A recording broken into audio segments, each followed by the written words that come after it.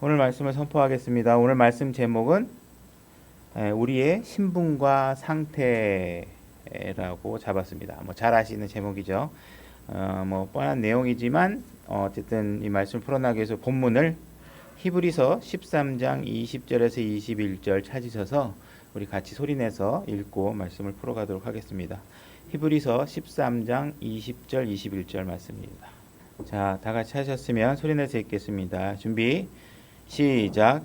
이제 양들의 큰 목자이신 우리 주 예수님을 영존하는 언약의 피를 통해 죽은 자들로부터 다시 이끌어내신 평강의 하나님께서 예수 그리스도를 통해 모든 선한 일에서 너희를 완전하게 하사 자신의 뜻을 행하게 하시고 자신의 눈앞에서 매우 기쁜 것을 너희 안에서 이루기를 원하노라.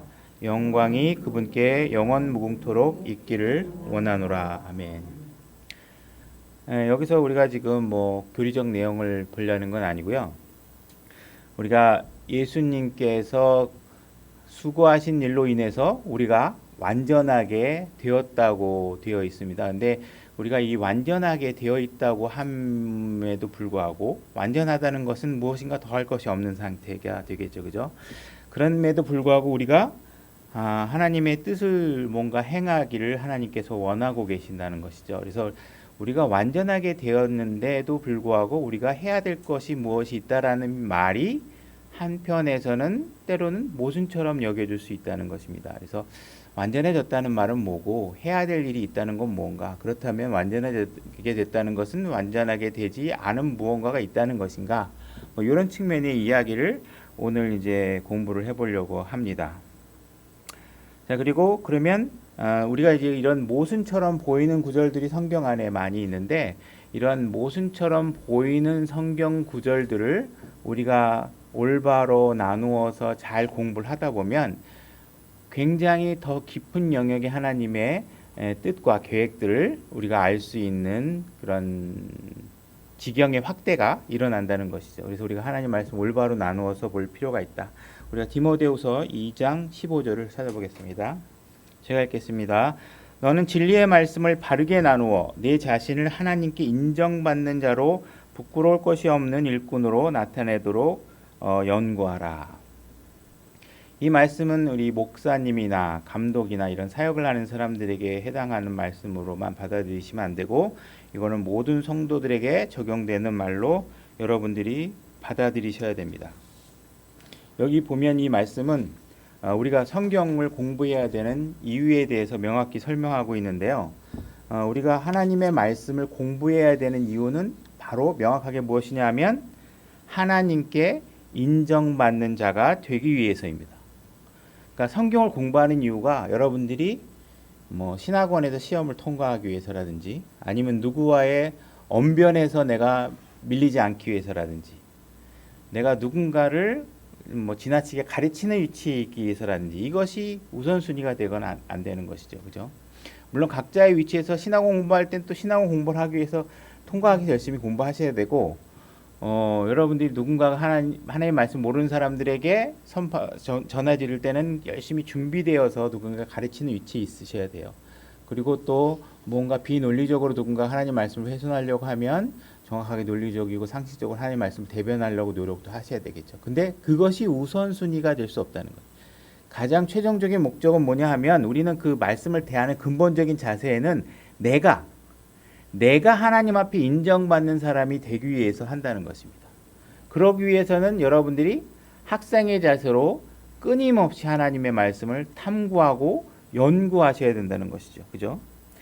그리고 하나님의 말씀을 바르게 나누어서 공부하셔야 되는 것입니다. 바르게 나누어서 공부하지 않으면 지금 여기에서 경고하고 있지만 우리가 부끄러움을 당하는 상태에 놓이게 될 수 있다. 우리가 그리스도 심판석 앞에 섰을 때 착하고 열심히 일하고 선한 종으로서 인정받기 위해서라면 여러분들이 같은 노력을 하고 같은 열심을 했는데 잘못된 방향으로 여러분들이 열심을 가하게 되면 시간 낭비죠. 하나님 앞에 부끄러움을 당하게 됩니다. 그래서 우리가 하나님 앞에 올바로 인정받는 방법이 무엇인가를 말씀을 열심히 공부하셔서 그 방법을 알아내셔야 된다는 거예요. 내 만족을 위해서 내가 옳다고 생각하는 내가 옳다고 생각하는 그 주장을 뭔가 지지하는 구절을 찾아내기 위해서, 그죠? 내가 옳다고 생각하는 걸 주장하기 위해서 성경을 이용하시면 당연히 안 되겠죠, 그죠?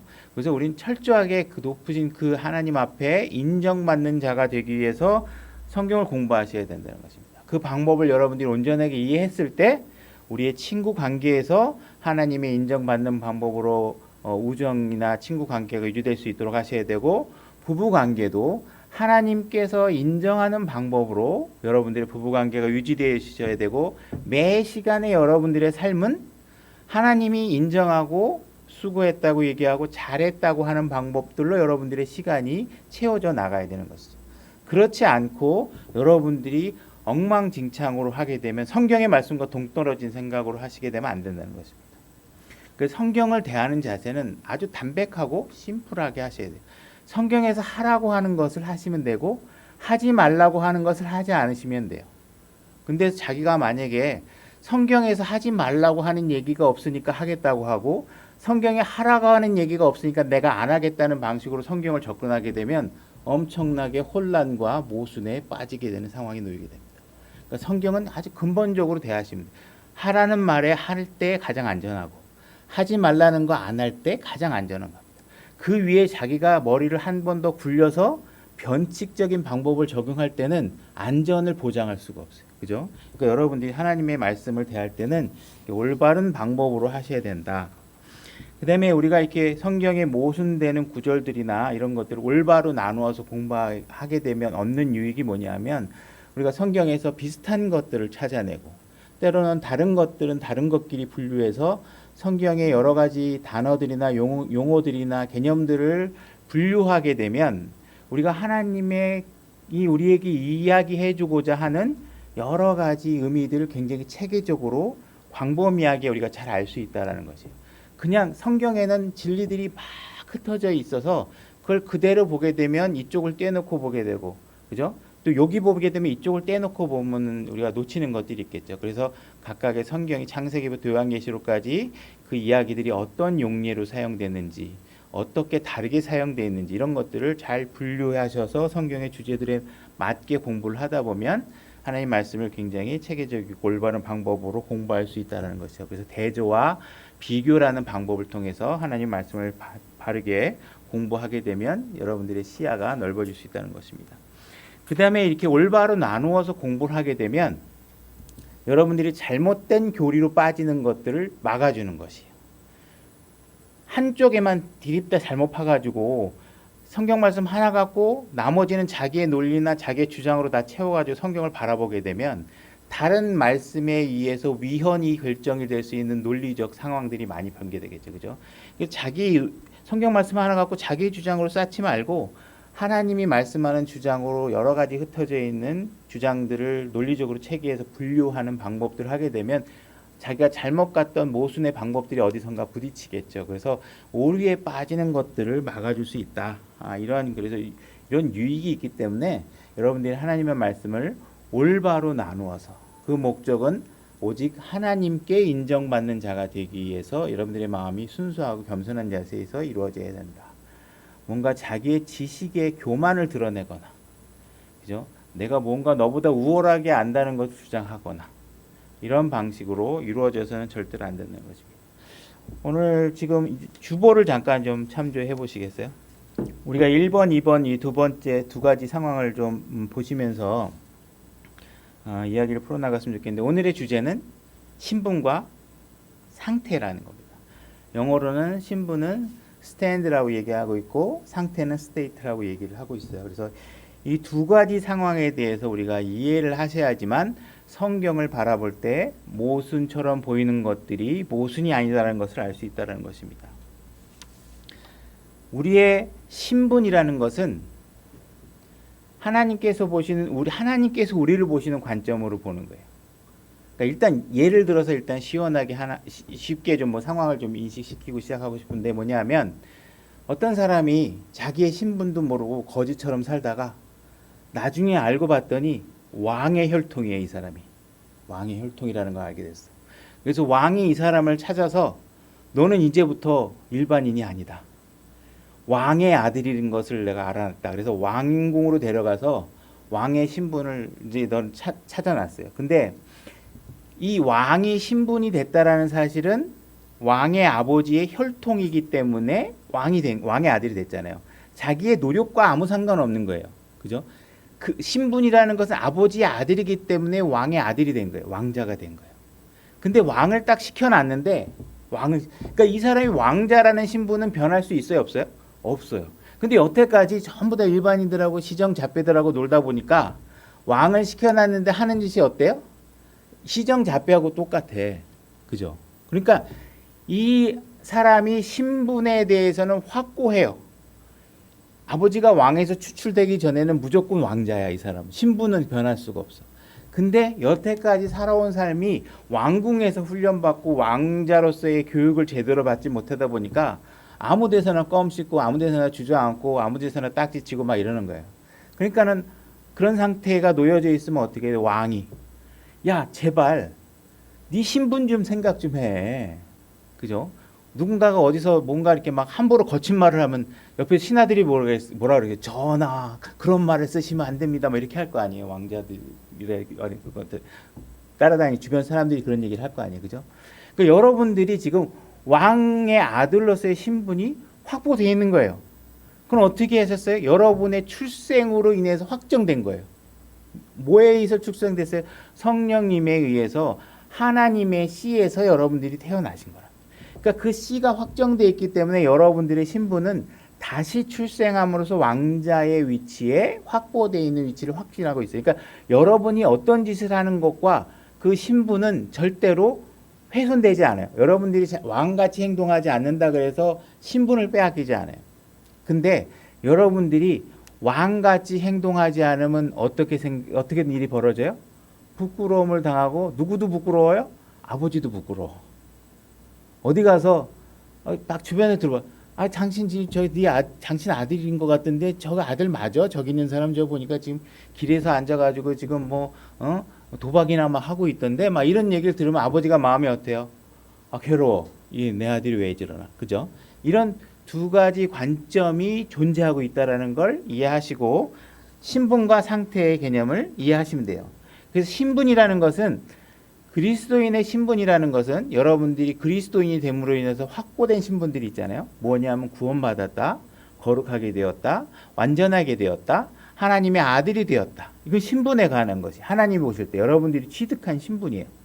그래서 이런 신분들에 대해서는 하나님이 우리를 보실 때 그 신분에 의해서 주어진 것이기 때문에 이 신분은 훼손되지 않아요. 그죠?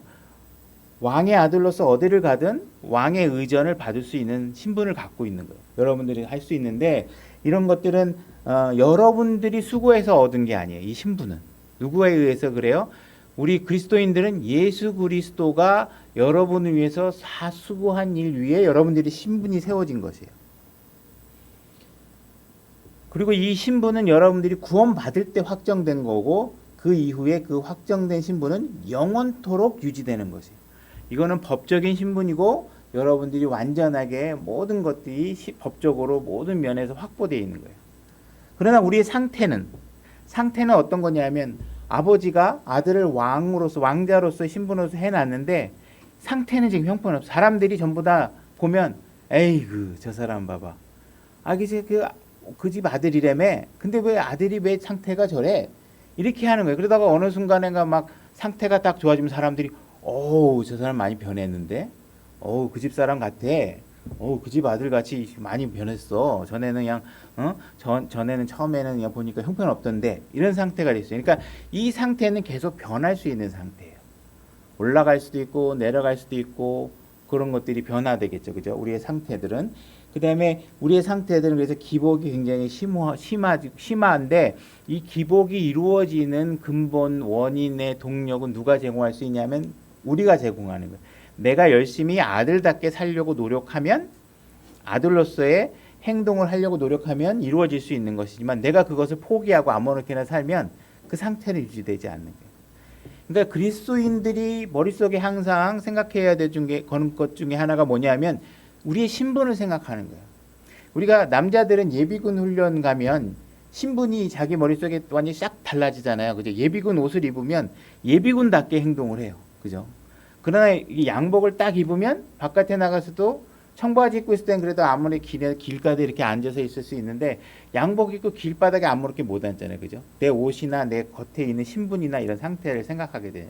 다른 사람이 나를 보는 것을 내가 이렇게 깔끔하게 입고 있는데 이렇게 막 철포닥 앉아 있으면 안 되지 하는 상태가 되겠죠. 그러니까 여러분들이 항상 생각해야 되는 건 뭐냐면 내가 하나님의 아들이라는 신분을 생각하셔야 아들답게 행동하고 아들답게 생각하고 아들답게 말하려고 하는 동기가 부여된다는 거죠. 그것을 잊어버리고 내가 그냥 일반인이야 이렇게 생각하면 그 연관관계를 놓치게 되면 우리의 행동이 아무렇게 나가게 되겠죠. 그죠?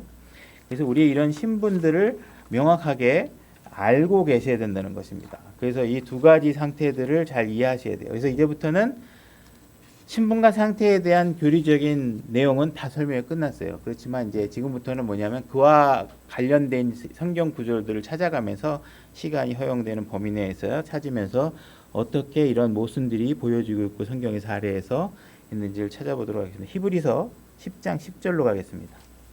히브리서 10장 10절입니다. 제가 읽겠습니다.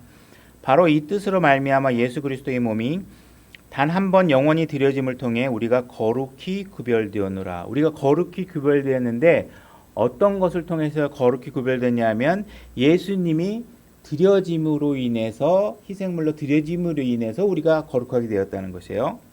우리의 노력과 상관없이 예수님의 수고로 얻게 된 신분이에요. 이미 이루어진 상태예요. 11절 제사장마다 날마다 서서 섬기며 자주 같은 희생물을 드리되 그것들은 결코 죄들을 제거하지 못하거니와. 이건 구약 시대에 그런 거죠. 제사장들이 계속 반복적으로 희생물을 드렸지만 이것은 죄를 제거하지는 못하는 것이죠. 그때 죄들을 용서를 받은 것들이지. 12절 오직 이 사람은 죄들로 인해 한 희생물을 영원히 드린 뒤에 하나님의 오른편에 앉으사. 누가 하나님의 오른편에 앉아 계신 거죠?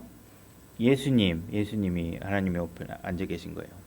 여러분들 지난번에 이제 구약에서 성막을 공부하신 적이 있는데 우리가 뭐 성막을 뭐 세세하게 공부를 하지는 못했지만 성막의 한번 장면을 이렇게 이미지를 한번 떠올려 보면 성막 안에 지성소 안에 특히 성막 안에 의자라는 가구가 있던 것을 기억하시는 분이 계세요?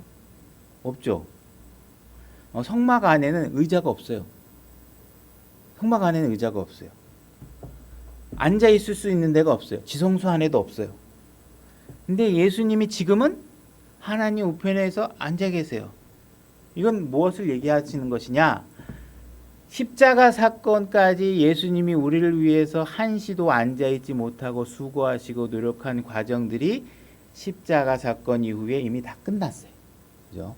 우리를 위해서 희생물을 드릴 것도 없고 우리를 위해서 뭔가 고난을 받을 일도 없고 하시는 일이 다 끝나서 지금 뭐 하고 계세요? 하나님 우편에 앉아 계세요. 그럼 거기 앉아서 뭐 아무것도 안 하냐? 하고 계시는 일이 있죠. 우리를 위해서 중보하고 계시는 일을 하고 계세요. 그죠? 나중에 또 주제가 되면 설교를 하기로 하고요. 일단 우리가 예수님께서 이미 우리를 거룩하게 하시는 일에 대해서는 이미 완벽하게 모든 일을 마쳐 놓으셨다. 더 이상 예수님께서 수고하실 일이 없으시다 하는 것을 아셔야 될 것 같고 13절 그 이후부터 자기 원수들이 자기 발받침이 될 때까지 기다리시느니라.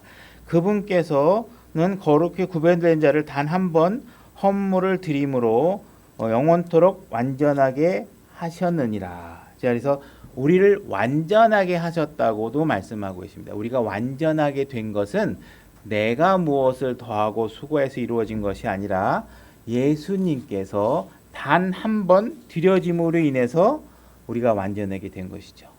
그래서 이제 예수님께서 우리를 위해서 죄값을 치르시고 죽음에서 부활하시고 난 이후에 예수님은 이제 자기에게 향하는 모든 백성들을 구원할 수 있는 죄를 사해 줄 수 있는 권능을 갖게 되신 것입니다. 그래서 우리가 지금은 이제 예수님께로 나가기만 하면 예수님을 믿고 그분을 신뢰하기만 하면 우리의 구원은 그 순간에 완전하게 되는 것입니다. 그죠? 예수님께서는 결코 자기에게 오는 어느 누구에게도 거절하시거나 내치시거나 버리시거나 하지 않으시는 분이시라는 것입니다. 그래서 여러분들의 구원이 완성되고 완전하게 된 것은 교회가 한 일도 아니고 주의 만찬을 통해서 이루어지는 것이 아니고 물침례를 통해서 이루어지는 것도 아니고 오직 예수 그리스도의 십자가에서의 죽으심과 부활하심에 의해서 여러분들이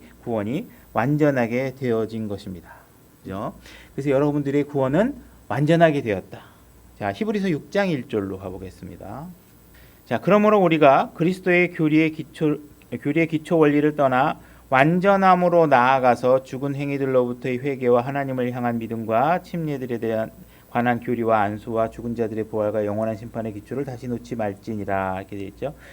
자, 아까 히브리서 10장에서는 분명히 우리가 완전하게 되었다고 되어 있는데 히브리서 6장 1절을 보게 되면 완전함으로 나아가라 이렇게 되어 있죠. 그래서 분명히 히브리서 10장에서는 우리가 언제 완전하게 되어 예수님이 십자가 사건을 통해서 내가 예수님을 구원을 받게 되면 예수님께 구원을 받게 되면 그 순간에 완전하게 되어지는데 여기서 지금 보면 우리에게 완전하게 나아가라라고 하면서 구원받은 사람에게 무언가 완전해질 것을 요구하고 있다는 것입니다. 그럼 이 두 가지가 모순이 되는 것이 아닌가라고 생각할 수 있겠잖아요. 근데 이 두 가지가 모순이 아니라는 것이죠. 바로 히브리서 10장의 얘기는 하나님이 우리를 보실 때의 관점, 우리의 신분에 관해서 얘기하고 있는 것입니다. 그죠? 하나님께서 우리에게 부여된 신분은 우리를 완전하게 이미 했다. 예수 그리스도에 의해서 완전하게 되었다. 거룩하게 되었다를 얘기하고 있는 것이고 그 히브리서 6장 1절은 뭐냐면 우리의 상태가 그에 준하여 행동이 변화되지 않았기 때문에 그 하나님이 부여한 신분의 기준에 맞도록 너희들이 완전함으로 나아가라 하는 이야기를 이야기하고 있는 것입니다. 그러니까 이 두 가지의 경우들이 우리가 신분과 상태에 대한 교리적 개념을 올바로 이해하지 않으면 잘못된 교리에 빠질 수도 있고 이게 모순처럼 보이고 혼돈이 올 수 있겠죠. 그죠? 히브리서 13장 20절 우리가 읽었던 본문으로 가보겠습니다. 제가 읽겠습니다. 이제 양들의 큰 목자이신 우리 주 예수님을 영존하는 언약의 피를 통해 죽은 자들로부터 다시 이끌어내신 평강의 하나님께서 예수 그리스도를 통해 모든 선한 일에서 너희를 완전하게 하사 자 모든 선한 일에서 여러분들을 완전하게 하셨어요. 그죠? 근데 여러분들이 완전하게 되신 것은 예수 그리스도의 피를 통해서 여러분들이 완전하게 되는데 여러분들이 완전하게 되는 데 있어서 여러분의 선행이 더해진 것이 있을까요? 없을까요? 없죠. 그죠? 여러분들의 선행은 여러분들을 완전하게 하는데 아무것도 더해진 것이 없다는 것입니다. 그러면 우리가 완전해져 있는데 완전함으로 나아가기 위해서 하나님께서 우리에게 어떤 일을 하고 계시냐면 예수님께서 우리 안에 들어와 계시고 우리가 구원받을 때 예수님 안에 들어가 있는 상태죠. 그죠?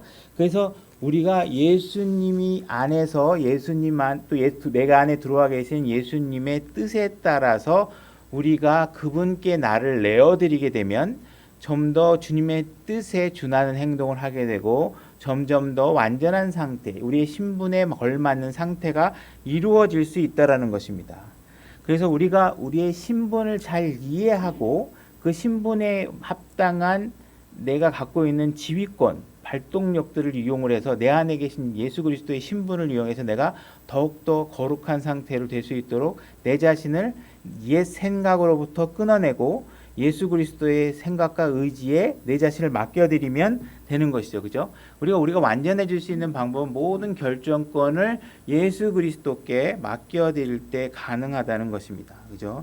그래서 우리가 우리의 신분에 맞는 우리의 상태를 이루어가기 위해서 내 안에 계신 예수 그리스도께 모든 것들을 맡겨드려서 그 완전함에 이르도록 여러분들이 노력을 하셔야 되는 것입니다.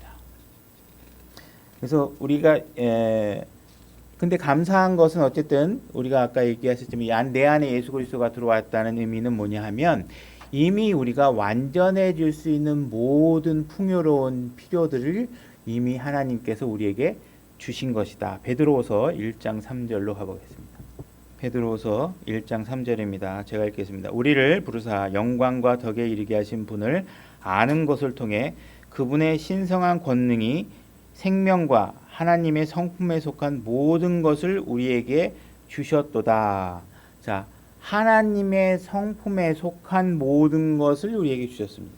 그러니까 우리가 하나님과 같은 인격과 품성과 행동과 말과 할 수 있는 그런 것들을 할 수 있는 모든 그런 성격과 품성을, 그런 자질을 이 안에 하나님이 이미 주셨다는 거예요. 그죠? 4절, 그것들로 말미암아 지극히 크고 보배로운 약속들이 우리에게 주어졌나니 이것은 너희가 이 약속들을 힘입어 정욕으로 인해 세상에 있게 된 썩을 것을 피하여 하나님의 본성에 참여하는 자가 되게 하려 함이라. 그래서 여러분들 안에는 이런 하나님과 같은 신격에 준하는 거룩한 것들을 행할 수 있는 품성을 우리 안에 이미 주셨어요. 그러니까 그것을 가지고 이제 더 이상 옛날에 했던 것들로부터 분리돼서, 그죠? 이미 여러분들이 무엇이 하나님과 같은 것이라는 걸 알게 됐다면 이미 하나님과 같지 않은 것들을 보면 불편해지시는 게 정상이죠. 그죠? 불편하고 거북하고 왠지 그런 것들이 이상하고 이런 것들이 내 안에서 느껴져야 되는 거죠. 그래서 내가 지금 아직까지 살아있는 내 육신이 추구하는 그런 육신적인 본능에서 하나님의 본성이 알려주는 그 구별되는 지점을 잘 파악하고 내가 그것으로부터 분리되는 생활을 하셔야 된다는 것입니다. 그러니까 하나님께서 우리에게 원하고 계시는 것은 뭐냐면 하나님이 준 신분에 걸맞는 여러분들의 상태가 되도록 하나님께서 요구하고 계신다는 것입니다. 그래서 그런 것들을 변화되는 삶을 살 수 있도록 하셔야 된다는 것이죠. 고린도전서 1장 2절로 가보겠습니다. 고린도전서는 고린도에 있는 교회에게 바울이 첫 번째 보낸 서신의 내용이죠. 그죠? 고린도 교회를 향해서 보낸 서신입니다. 1장 2절 제가 읽겠습니다. 고린도에 있는 하나님의 교회 곧 그리스도 예수님 안에서 거룩히 구별되고, 누가 거룩히 구별됐어요? 고린도 교회 성도들이 거룩하게 구별되었습니다.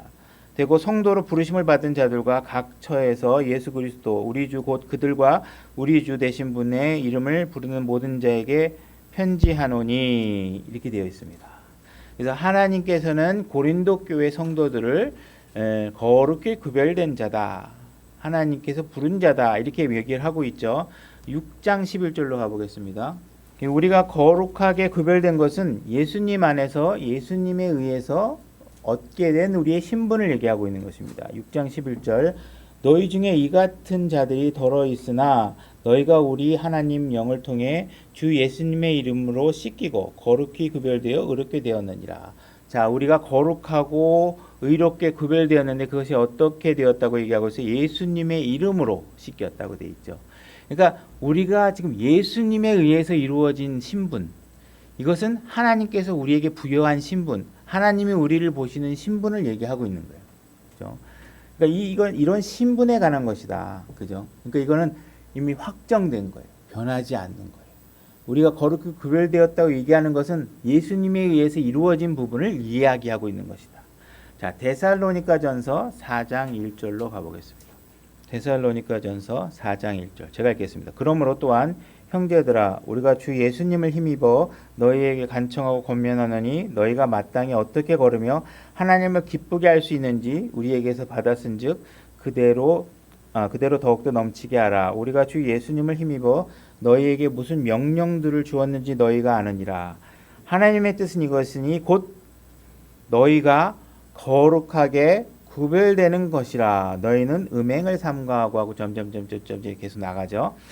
자, 하나님께서 데살로니가에 있는 교회에게 보낸 편지에는 무엇이라고 얘기하고 있냐면 너희가 거룩하게 구별이 되어라, 이렇게 얘기를 하고 있어요.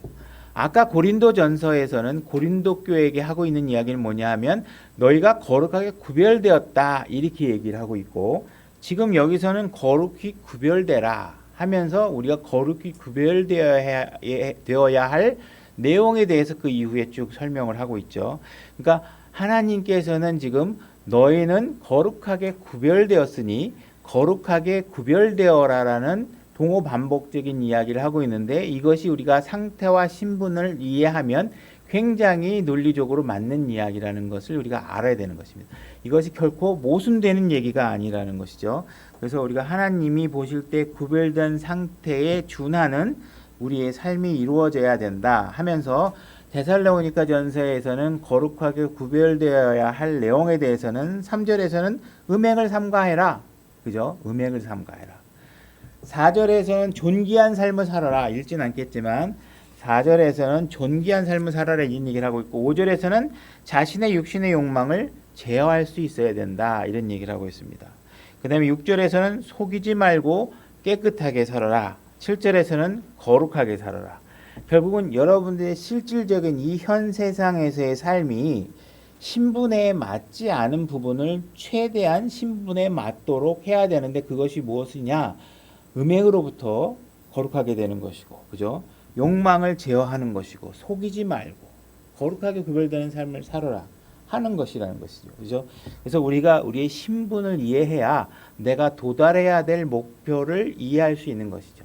내가 그냥 상놈이다, 그냥 백정이다 그러면 백정에 맞는 행동을 자꾸 하려고 할 거 아니에요, 그죠? 내가 머슴이다 그러면 머슴에 맞는 행동을 하려고 할 거 아니에요. 그러나 내가 왕의 아들이다 라는 신분을 하면 무언가 내가 그에 맞는 거룩함이 내가 있어야 된다는 사실들을 자꾸 인식할 수 있다는 것이죠. 그래서 우리가 이 신분을 잘 이해하셔야 되는 거예요. 근데 우리가 지금 고린도 교회와 데살로니가 교회를 지금 살펴봤는데 고린도 교회는 성경에서 어떠한 상태에 있는 교회냐면 굉장히 육신적인 상태에 있는 교회예요. 대표적인 교회로 우리가 이제 이해를 하게 돼요. 데살로니가 교회는 어떤 교회냐? 교회들 중에서 굉장히 영적인 교회를 예표하고 있어요. 그러면 지금 고린도 교회에는 뭘 얘기하고 있냐면 너희가 거룩하게 되었다라는 사실을 얘기하고 있고 지금 데살로니가 교회에는 거룩해져라 이렇게 얘기를 하고 있는 거예요. 아직 신분이 뭔지를 잘 모르는 사람에게 지금 갓 구원받아서 내가 지금 왕자인지 여태까지 놀고 다니던 저기 다리 밑에서 놀던 시장 잡배인지를 모르는 사람에게 뭘 가르치고 있어요? 너 왕의 아들이다. 너는 거룩하게 되었다. 너는 지금 완전한 사람이다. 너는 거룩함을 행할 수 완전한 그런 하나님이 구원을 완전하게 보장해 놓은 것이다. 네가 어떠한 일을 하든 그것을 잃어버리지 않는다. 이미 얻은 신분에 관해서는 네가 굳이 돌아볼 필요가 없다. 이미 너에게 신분이 확보됐다는 것을 이야기하고 있는 것이고 데살로니가 교회는 자기의 신분을 잘 이해하고 있어요. 자기의 신분을 잘 이해하고 있는데 이미 그런 영적인 성숙 단계에 있는 데살로니가 교회에도 뭐냐면 더욱더 거룩하게 구별되어라. 그래서 예수님과 닮아가는 상태가 되어라. 이 얘기를 하고 있는 거예요. 그러니까 여러분들의 신앙생활의 첫 번째는 뭐냐면 신분을 이해하시는 거예요. 여러분들이 신분을 이해하지 못하면 그 다음에 가야 될 상태를 모르는 거예요. 왜? 내가 지금 왕자인지 뭐 장관인지 공무원인지 일반인인지 뭐 잘 모르잖아요. 그러니까 그 내가 어디에 소속돼 있고 어떤 신분을 갖고 있는지를 알려주는 일을 하나님께서 지금 고린도 교회에 하고 있는 거고 영적인 교회인 데살로니가 교회에서는 그 네 눈을 더 떠서 거룩함에 이를 수 있도록 완전한 예수 그리스도의 수준에 오를 수 있도록 네가 구별되도록 노력해라 하는 이야기를 해주고 있는 것이죠. 그죠? 우리 빌립보서 3장 6절로 가보겠습니다. 빌립보서 3장 6절입니다. 자, 읽겠습니다. 열심에 관한 한 교회를 핍박하였고 이건 사도 바울의 이야기죠. 바울이 교회를 엄청 핍박했던 사람이죠. 그죠? 핍박하였고 율법에 있는 의에 대해서는 흠이 없는 자로다. 지금 사도 바울은 자기 자신에 대해서 하나님 앞에 양심에 꺼리지 않는 고백을 얘기하고 있는 거예요. 이것은 성경의 기록이고 이 기록에 대해서 하나님께서 틀렸다고 주장하지 않고 계시고 이것은 사실이에요. 그렇다 그러면 사도 바울은 교회를 엄청나게 핍박했지만 율법에 관한 의에 대해서는 엄청나게 깨끗하신 사람이에요. 그죠? 흠이 없어요. 그죠? 자, 빌립보서 3장 9절로 가보겠습니다. 좀 몇 절 넘어가서 9절로. 자, 뭐라고 되어 있냐면 율법에서 난 내 자신의 의가 아니라 그리스도의 믿음을 통한 의, 곧 믿음으로 말미암아 하나님에게서 난 의를 소유한 채 그분 안에서 발견되려 함이라. 자, 사도 바울은 율법에 관한 의로는 아무 하자가 없어요. 근데 사도 바울은 지금 뭘 알고 있냐면 율법에 관한 의로는 나에게 충분하지 않은 것이 있다는 사실을 아는 거예요. 율법에 관한 의로는 아무것도 내가 하나님 앞에 완전한 생명으로 드러날 수 없다는 사실을 알게 된 거예요. 그래서 사도 바울이 얻고 자기가 드러나고 싶은 상태가 뭐냐면 믿음을 통한 예수 그리스도의 의가 내 안에 있는 상태로 드러나기를 원하는 거예요. 내가 이룬 의로는 내 구원과 내 거룩함과 내 신분이 완전하게 확보될 수 없기 때문에 예수 그리스도의 의가 내가 들어와야 돼. 그건 믿음으로 주신다고 돼 있으니까. 그것으로 됐을 때 되는 것입니다. 왕궁의 왕자가 되는 거는 열심히 시험 공부해갖고 왕자가 되는 게 아니에요. 그죠? 이건 내 노력으로 내가 왕처럼 산다고 해서 왕자의 신분을 주지 않아요. 왕자가 되는 것은 아버지의 혈통과 아버지의 씨가 그 안에 있어야 아버지의 아들로서 인정되는 거잖아요.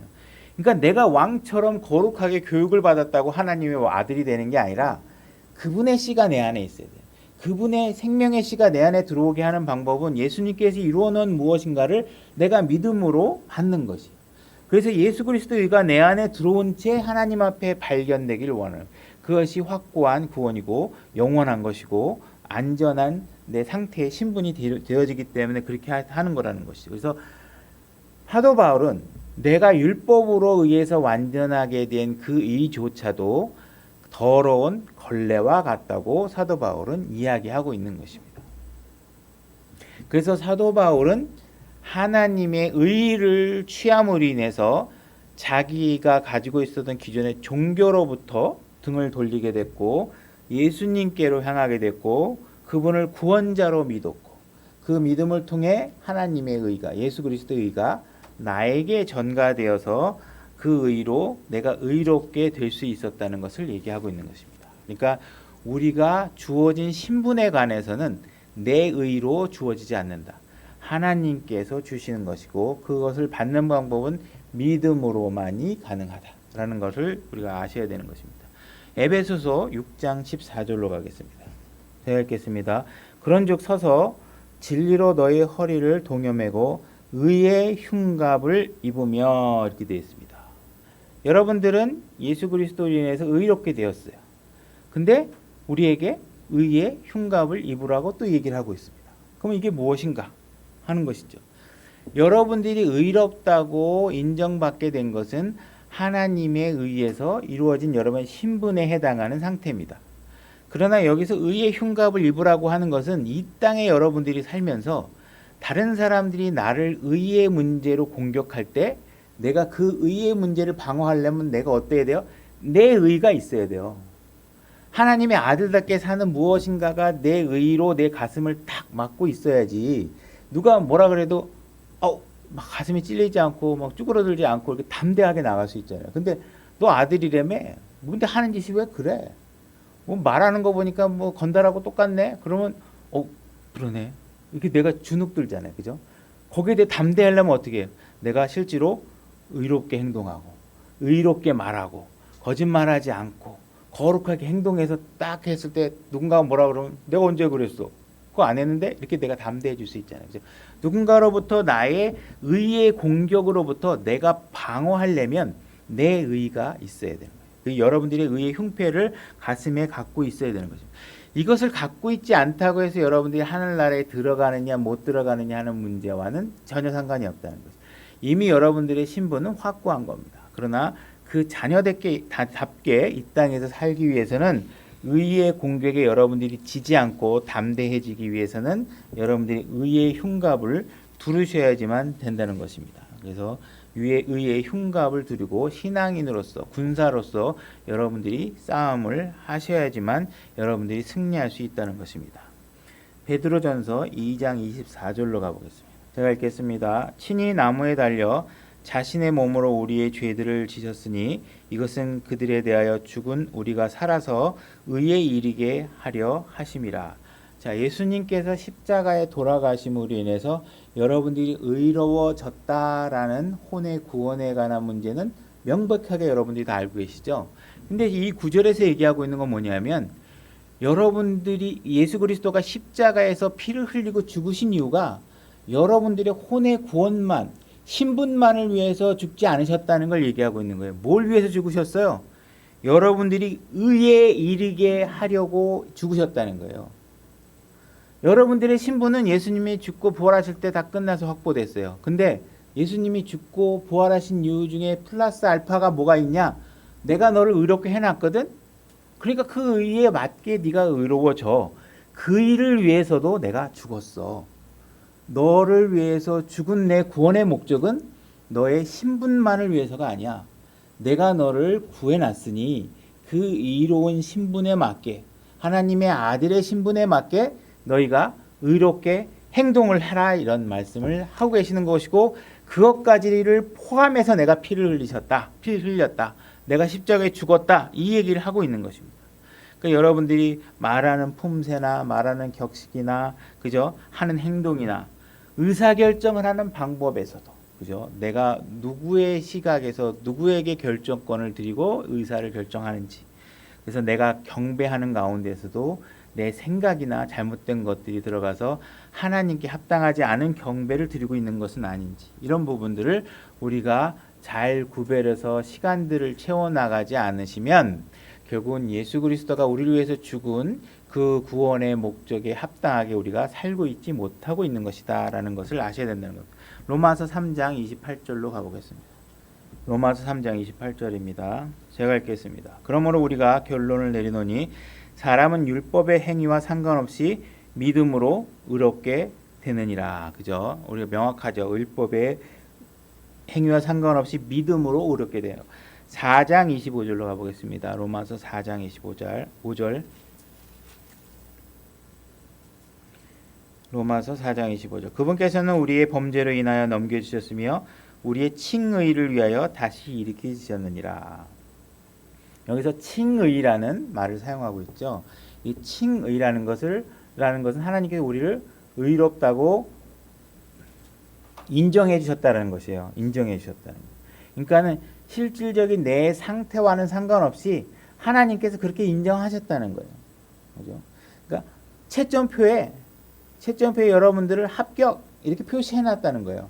여러분들이 뭘 했던 거하고 상관없이 그냥 하나님이 너 합격하기로 했어. 너 의롭다고 내가 도장 꽉 찍어서 평가 항목에 의로운 사람이야. 하나님이 평가했다는 거예요. 그러니까 칭의라는 말 자체에는 여러분들의 상태는 그렇지 않다라는 것을 전제하는 말이 끼어져 있는 거예요. 여러분들이 칭의를 받았다는 사실은 여러분 안에 계신 예수 그리스도에 의해서 여러분들이 의롭게 여겨졌다는, 여러분들의 평가 항목에, 그죠? 하나님께서 여러분들을 평가하는 기준에 있어서 내가 의롭다. 근데 그 기준을 내가 널 본 게 아니거든. 네 안에 있는 예수 그리스도, 내 독생자 아들 예수 그리스도가 이루어 놓은 일을 보니 그가 이루어 놓은 것을 통해서 내가 너를 그렇게 하도록 평가할 거야. 그렇게 하는 것이. 그러니까 우리의 상태와는 아무 상관이 없다는 것이죠. 그죠? 그렇지만 우리가 그 칭의에 맞게 하나님께서 우리가 살도록 요구하고 계신다는 것입니다. 요한일서 1장 7절로 가보겠습니다. 요한일서 1장 7절 제가 읽겠습니다. 그러나 그분께서 빛 가운데 계신 것 같이 만일 우리가 빛 가운데 걸으면 우리가 서로 교제하고 또 그분의 아들 예수 그리스도의 피가 모든 죄에서 우리를 깨끗하게 하시느니라. 자, 예수 그리스도의 피가 우리를 깨끗하게 하십니다. 우리의 죄가 깨끗해졌다는 것은 티끌만큼의 점도 흠도 없는 상태예요. 여기 손가락 끼시고요. 손가락 껴놓으시고 야고보서 1장 17절로 잠깐 가보겠습니다.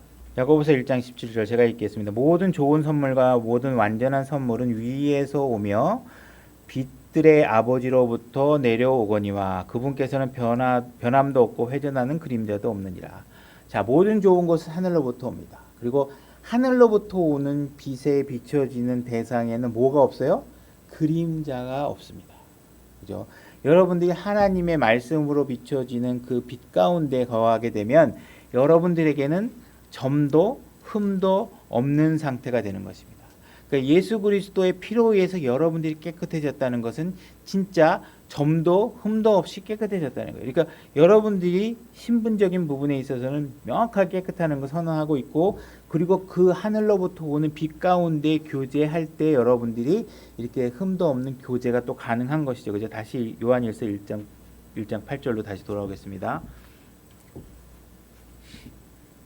요한일서 1장 8절 다시 만일 우리에게 죄가 없다고 우리가 말하면 아까 지금 7절에서 분명히 우리가 예수 그리스도의 피로 모든 죄가 깨끗하게 씻겨졌다고 얘기했잖아요. 근데 만일 우리가 죄가 없다고 말하면 우리가 우리 자신을 속이며 또 진리가 우리 속에 있지 아니하니라 이렇게 얘기를 하고 있어요. 그죠? 그러니까 분명히 예수 그리스도의 피로 의해서 깨끗하게 되어졌다는 건 뭐고 그리고 죄가 없다고 말하면 거짓말하는 거라면 이게 모순이잖아요. 그죠? 모순처럼 보이지만 모순이 아니다. 첫 번째 7절에 얘기하는 것은 예수님의 수고로 인해서 얻게 된 우리의 신분에 대해서 얘기하고 있는 것이고 그 신분과 달리 우리가 현 세상을 살아나가기 위해서는 우리가 살다 보면 발에 때도 묻고 먼지도 묻고 그죠? 세수도 해야 되고 집에 들어오면 이렇게 먼지를 떨어내야 되잖아요. 그죠? 이런 것들을 얘기하고 있는 것입니다. 그래서 9절 마저 읽으면 만일 우리가 우리의 죄들을 자백하면 그분께서는 신실하고 의로우사 우리의 죄들을 용서하시며 모든 불의에서 우리를 깨끗하게 하시느니라. 그죠? 우리의 신분은 죄가 없이 깨끗한 상태로 하나님께서 만들어 놓으셨습니다. 하지만 하나님께서 여러분들을 그 상태로 그대로 하늘로 딱 무결점 상태, 진공 상태로 여러분들을 옮기시는 게 아니라 어떻게 하세요? 이 땅에서 막 범벅이 되고 살게 하고 하나님께서 내놓으신단 말이에요. 그러면 이 땅에서 여러분들이 아무렇게나 아무리 깨끗하게 살려고 노력을 해도 먼지가 묻고 때가 묻어요. 죄인들과 섞여 살아야 되고 죄로 범벅이 되는 세상의 질서 속에 여러분들이 스스로를 경건하게 살려고 노력하지만 다 깨끗하게 할 수는 없다는 거예요. 우리 베드로의 얘기에서도 우리가 발을 씻기는 세족시가 가는 문제도 그런 일이 있었고, 그죠? 그래서 우리가 우리의 신분과 우리의 상태에 관해서 이해하지 않으면 이런 부분들이 잘 해결될 수 없다. 그래서 이걸 이해하시면 간단하다. 그러면 우리가 매번 잘못해서 의도치 않게 우리가 하나님의 죄를 지면 자백하시면 되는 거죠. 10번 자백하면 하나님께서 10번 용서하시고 10,000번 여러분들이 용서를 구하면 하나님께서는 긍휼이 많으시기 때문에 여러분들에게 모든 것들을 용서해 주신다는 것입니다. 10절마저 읽지 않고 그냥 넘어가겠습니다. 고린도후서 6장 17절로 가보겠습니다. 고린도후서 6장 17절 제가 읽겠습니다. 주가 말하노라 그러므로 너희는 그들 가운데서 나와 분리하고 부정한 것을 만지지 말라. 그리하면 내가 너희들을 받아들여.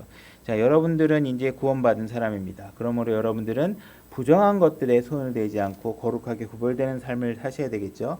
그러니까 구원된 이후에 여러분들의 삶은 점점 세상 사람과 다른 삶의 방식을 취하게 되실 것이고 여러분들은 이전에 갖고 있지 못했던 하늘에 계신 하나님을 아버지라 부를 수 있는 상태가 됐죠. 그죠? 여러분들이 사용하는 언어도 달라지고 여러분들이 즐기는 대상도 달라졌습니다. 그죠?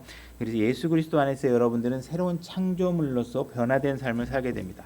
18절 너희에게 아버지가 되고 내가 그런 분리된 삶을 살면 하나님께서 뭐라고 얘기하면 내가 너희를 받아들여 너희에게 아버지가 되고 너희는 내 아들이 되리라 주 곧 전능자가 말하노라 하였느니라. 자, 이게 지금 보면 고린도 교회도 분명히 구원받은 성도들인데도 불구하고 너희들이 거룩한 삶을 살면 너희의 아버지가 되게 해주겠다 이 이야기를 우리가 구원의 상태와 신분을 이해하지 않고 보면 마치 내가 하늘에 계신 아버지의 자녀가 되기 위해서는 거룩한 삶을 살아야 되는 것이 아닌가라는 잘못된 행위구원론에 빠질 수밖에 없잖아요. 그죠? 여기 다행히 여기 보면 너희 아버지라는 표현이 나오고 있는 것으로 봤을 때 이 사람에게 얘기하고 있는 건 뭐냐 하면 우리는 이미 아버지를 하늘에 계신 아버지를 아버지로 두고 우리 그분의 아들인 건 신분에 대한 변화가 없어요. 그렇지만 내가 부정한 것을 그럼에도 불구하고 하고 있고 왕자처럼 행동하지 않고 그러면 아버지와 아들 간의 관계가 어떻게 돼요? 낯설어져요. 불편해져. 아버지한테 가는 게 너무 이상해. 아버지가 부르면 가슴이 벌렁벌렁거려. 이거 뭔가 내가 막 두려움에 살고 뭔가 불편하게 살아. 그러면 어떻게 돼요? 아버지를 아버지라 부르지 못하고 아버지 근처에 편하게 못 가죠. 그죠? 그래서 얘기하고 있는 게 뭐예요? 거룩해라. 그러면 네 아버지가 너에게 아버지가 될 거야. 편안한 아버지가. 그 관계 속에서 여러분들이 즐거움을 누리는 관계가 될 것이다. 아버지는 있는데 아버지 앞에 가까이 못 가. 두려워. 왜냐면 내가 잘못한 걸 아니까. 그분은 그걸 싫어하는 걸 아니까. 그러니까 어떻게 돼요? 아버지와 관계가 점점 멀어져서 실족된 생활을 하게 되잖아요. 그죠? 그런 거 하지 말아라. 거룩하게 구별돼서 아버지와의 관계가 즐거워질 수 하자. 나와 함께 있으니 기뻐할 수 있는 상태가 되자. 그러려면 너희가 거룩하게 구별되어야 한다라는 얘기를 하고 있는 것입니다. 마태복음 줄여서 넘어갈게요. 마태복음 5장 44절로 가보겠습니다. 마태복음 5장 44절. 나는 너희에게 이르노니 너희 원수를 사랑하며, 자, 여러분들이 이 테스트 항목에 합격할 수 있는지 잘 보세요. 너희 원수를 사랑하며 너희를 저주한 자들을 축복하고 너희를 미워하는 자들에게 선을 행하며 악의를 품고 너희를 다루며 너희를 핍박하는 자들을 위해 기도하라. 자, 요 제목으로 여러분들이 합격, 불합격, 구원을 평가한다고 생각하면 한 사람도 못 올라갈 거라고 생각하죠. 그죠? 그래서 하나님께서는 이렇게 긍휼이 많으셔서 이 기준으로 여러분들을 구원의 판단을 하지 않으세요. 그러나 하나님께서 분명히 요구하고 있는 것은 맞는 거예요. 그죠? 그래서 하나님께서 분명히 우리에게 아들이 된 신분을 줬는데도 불구하고 이것을 행하도록 요구하고 있는 거예요. 그것이 아들의 신분에 맞는 것이다. 왕자가 됐으면 포용력도 좀 넓어져야 돼. 용서도 좀 할 줄 알아야 되고, 심지어 너의 원수를 위해서도 기도하고, 너를 괴롭히고 너 조롱하고 이런 사람을 위해서도 기도해야 돼. 예수님도 그렇게 하셨잖아요. 십자가에서 자기를 위해서 조롱한 사람을 위해서조차도 그를 위해서 기도했잖아요. 저들은 자기가 무엇을 일을 하는지 모른다고 아버지께 그의 죄를 면해달라고 용서를 구하셨잖아요. 그죠? 여러분들이 그러한 예수 그리스도의 품성에 맞도록 여러분들이 변하셔야 된다는 거예요. 45절. 그러면 너희가 하늘에 계신 너희 아버지의 아이들이 되리니 그분께서는 자신의 해를 악한 자와 선한 자 위에 떠오르게 하시며 비를 의로운 자와 불의한 자 위에 내려주시는. 여기도 마찬가지로 너희 아버지의 아이들 children이 되게 해주겠다라고 얘기하는 것은 구원받지 않은 상태에서 구원받은 상태로 가기 위한 조건으로서 44절의 항목을 얘기하고 있는 것이 아니라는 것이에요.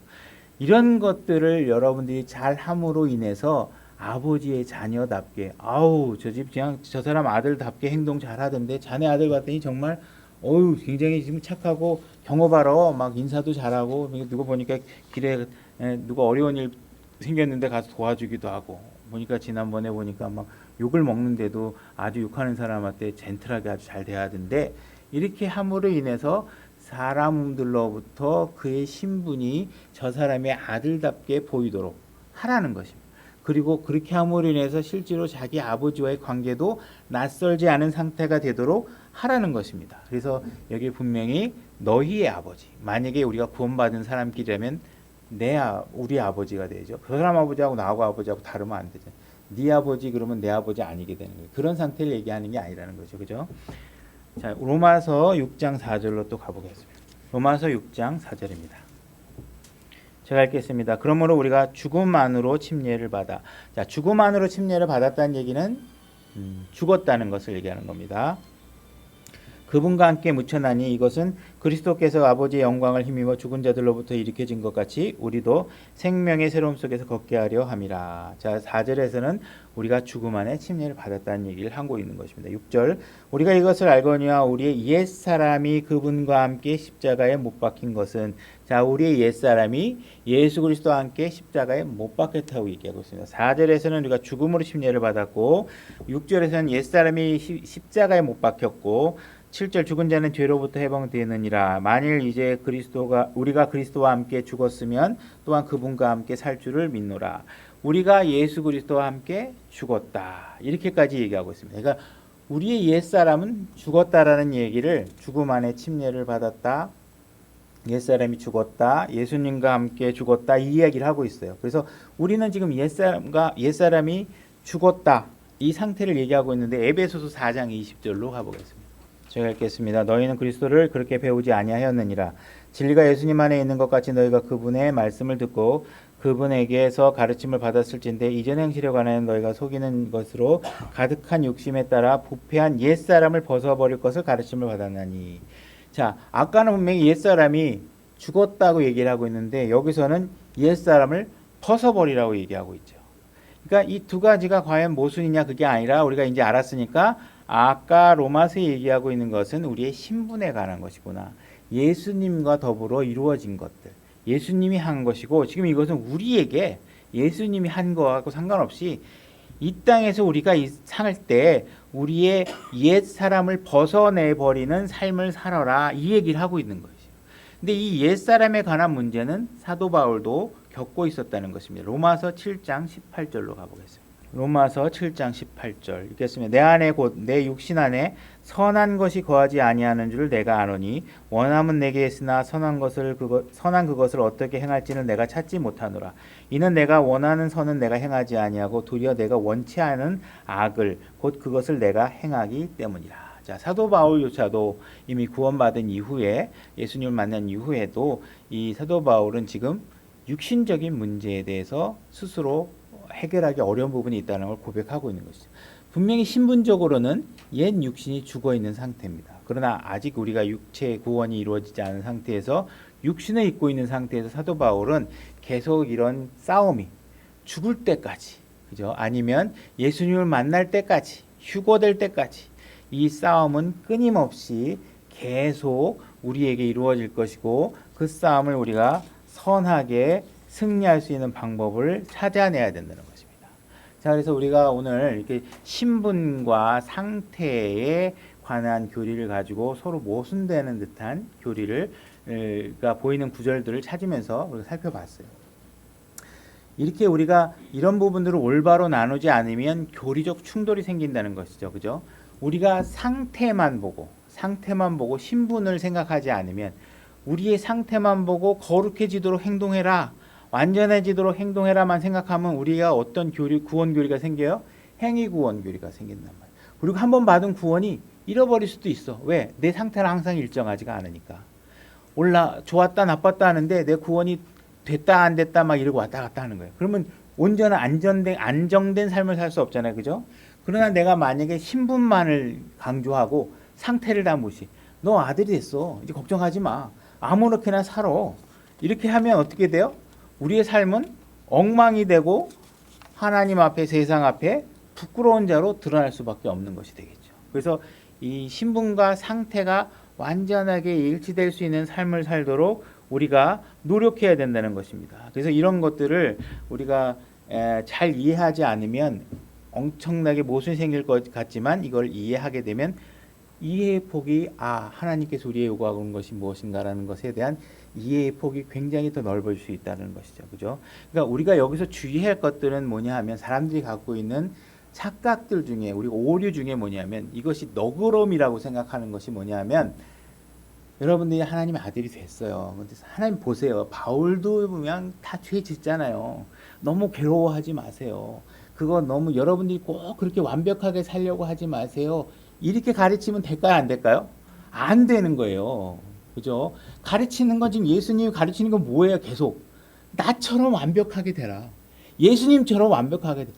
네가 못 되는 건 본인의 문제고 본인이 고민해서 청취해야 될 숙제가 남아가 있을 뿐이지 강대상에서 여러분들을 향해서 여러분 술 좀 마셨다고 걱정하지 마세요.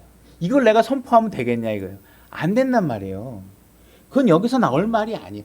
여러분들이 그것에 고민을 하고 있고 그것이 양심의 가책에 느끼는 것은 좋은 일이겠죠. 선한 일로 가기 위한 여러분들의 몸부림이겠죠. 그렇지만 우리가 마치 사람에 대해서 내가 긍휼한 마음이 있는 것처럼 내가 성경의 기준을 내 마음대로 낮춰서 성경은 이렇게 돼 있지만요. 그냥 여러분들 술 한 잔씩 먹으면서 사세요. 조금씩 거짓말했다고 너무 괴로워하지 마세요. 이건 여기서 선포되는 말이 되면 안 된다. 성경의 기준을 선포할 뿐이에요. 그러면 여러분들이 그 안에서 이루어지는 것들은 여러분들이 각자 영적인 성장의 부분으로서 여러분들이 고민하고 성취하시고 해 나가야 될 부분이다. 이렇게 얘기를 하시면 될 것 같습니다. 오늘 말씀은 여기까지 마치고 제가 기도하겠습니다.